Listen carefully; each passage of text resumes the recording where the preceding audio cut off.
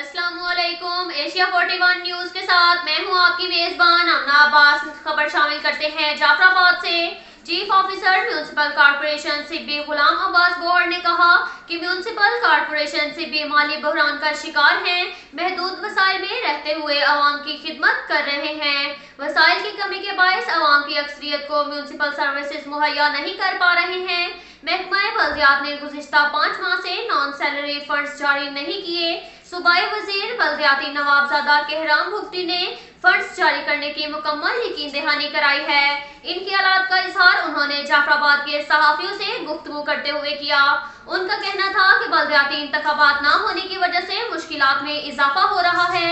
अगर बल्दियाती इंतखाबात हो जाते हैं तो काफी हद तक मुश्किलात में कमी आ सकती है।